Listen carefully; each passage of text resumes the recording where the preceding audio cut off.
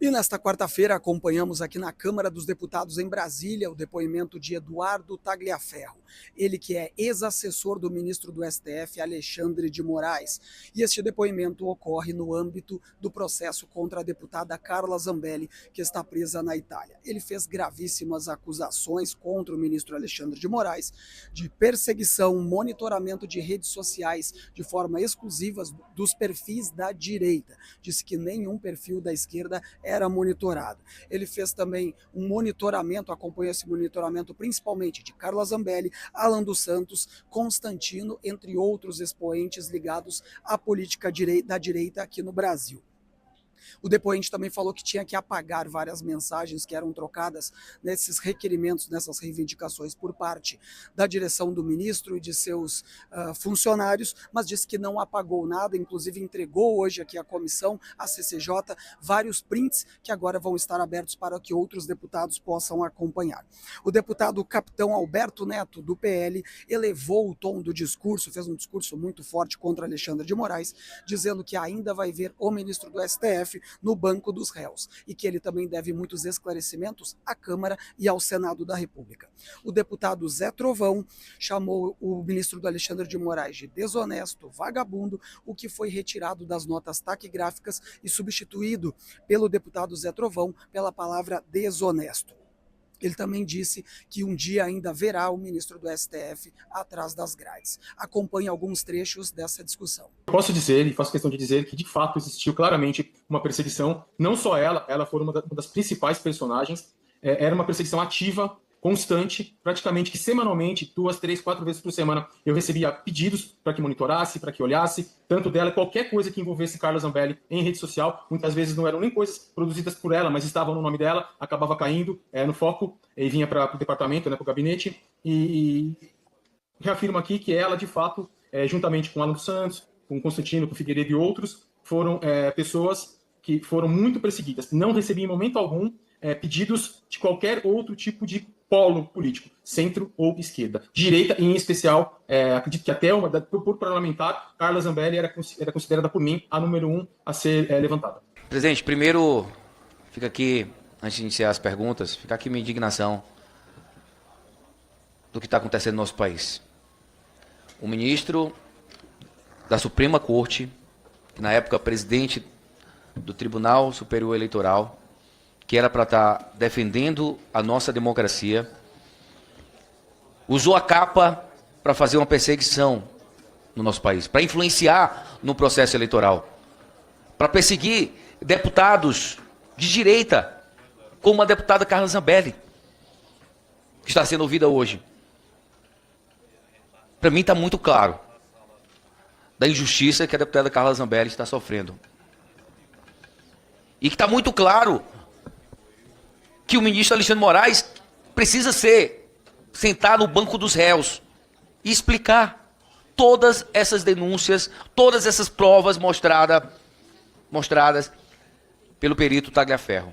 Queria fazer alguns questionamentos ao nosso perito Tagliaferro. Tagliaferro, o senhor foi pressionado ou incentivado por alguma pessoa a alterar o andamento de um processo para facilitar o cumprimento da perseguição política? Se sim, o senhor poderia explicar? Se o senhor tem conhecimento de outros casos em que um dos réus foi sentenciado, tendo como fundamentação apenas o depoimento de outro réu, um criminoso quanto mais, que possui credibilidade questionável, primeiro, queria te agradecer pela sua coragem de ter mostrado os absurdos que têm acontecido no nosso país, sobre o ataque à nossa democracia. Se, graças às suas denúncias, a máscara do ministro Alexandre de Moraes caiu, o xerife não passa de um ditador que precisa ser barrado urgentemente. O primeiro deputado me pergunta se eu fui pressionado em algum momento a fazer alguma coisa. Assim, pressionado, faça, não dessa forma, mas pressionado com, olha, preciso disso para amanhã, preciso disso para ontem, faz, coloca mais, vai atrás. Sim, de fato, dentro do próprio gabinete, não só eu, como todos os setores que ali estavam, eram pressionados com uma demanda gigantesca de trabalho e por um prazo curtíssimo. Às vezes as coisas chegavam para que fossem resolvidas em minutos, em horas, 1, 2, 3 horas, o que dentro das análises era totalmente impossível até. Mas os pedidos eram para que fossem feitos para ontem. Esse era o tema. O ministro quer isso para ontem. Tá? Então a pressão, sim, de fato era bem grande. Senhor presidente, eu quero iniciar minha fala aqui dizendo à minha irmã Carla Zambelli, que está nos ouvindo nesse momento, que mesmo que eu tenha que esperar por anos, um dia eu verei ela de volta no Brasil livre e verei Alexandre de Moraes atrás das grades. O maior vagabundo que esse Brasil já viu se chama Alexandre de Moraes. E não sou eu que estou falando, são as provas contundentes do que ele fez em um processo ilegal. Vagabundo que trabalhou através da ilegalidade. Não pode ser chamado de juiz, tem que ser chamado de vagabundo. Deputado Zé Trovão, eu peço que Vossa Excelência... Pode tirar aí, eu já falei. Tenha cuidado com o decoro. vídeo. Não creio que esses sejam termos adequados para que nós, numa Comissão de Constituição e Justiça, que está apurando um caso que envolve uma parlamentar, que se use esse tipo de adjetivação. Eu peço, inclusive, que... Tá bom, presidente, eu vou retirar a palavra vagabundo e vou chamar de de... desonesto, então, para o senhor não ficar bravo comigo, pelo respeito que eu tenho ao senhor. Senhor Tagliaferro, eu quero primeiro lhe parabenizar pelo processo que o senhor ganhou ontem, de mais uma das armadas que fizeram contra a sua vida, por tudo que o senhor está representando ao Brasil. Lhe parabenizar mais uma vez por toda a sua coragem, por ser um homem destemido e por estar servindo, não a propósitos de direita ou de esquerda, por estar servindo a um propósito chamado liberdade judicial. Nós precisamos que a jurisprudência nacional retorne ao caminho natural daquilo que é sagrado. Se respeite os devidos processos legais.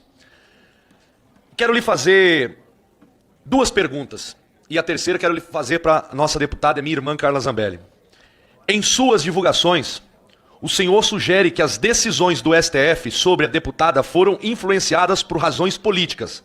A pergunta: o senhor pode detalhar quais seriam essas razões?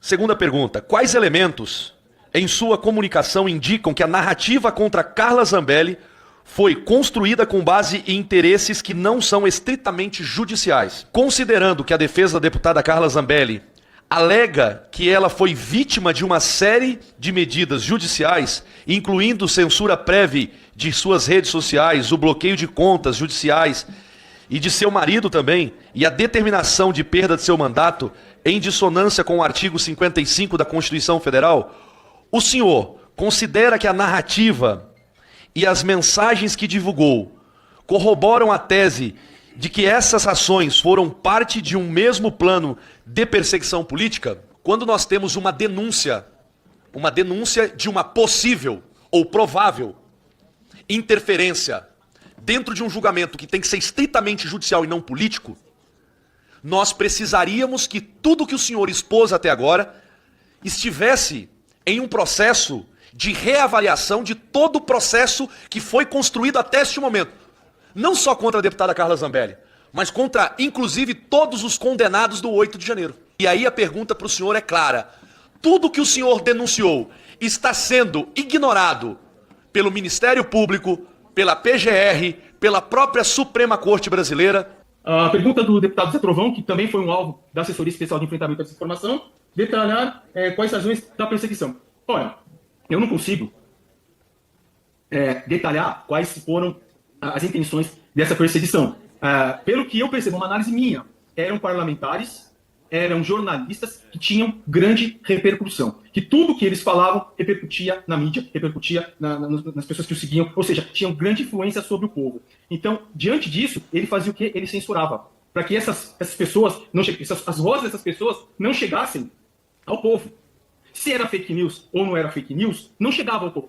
Podia ter fake news, podia, mas e as mensagens verdadeiras? E as coisas reais? Por que era censurado todo um perfil e não só o que ele classificava como fake news? Porque essas pessoas eram ameaças. Essas mensagens corroboram com as perseguições? Sim, corroboram. É claro, as mensagens são claras. Se pegar todo o meu WhatsApp, conversas minha com servidores do TSE, conversa minha com juízes, 2 juízes, instrutores, conversa minha em grupo, pegar os grupos que tem de os famosos checadores, Palver, o FRJ, o FMG, GV, entendeu? Vai se ver que ali é um antro, é um volume gigantesco só de cunho de perseguição à direita. Não tem nada de direita. Eu desafio aqui o Tribunal Superior Eleitoral a apresentar algum material de esquerda. alguém de esquerda que foi perseguido.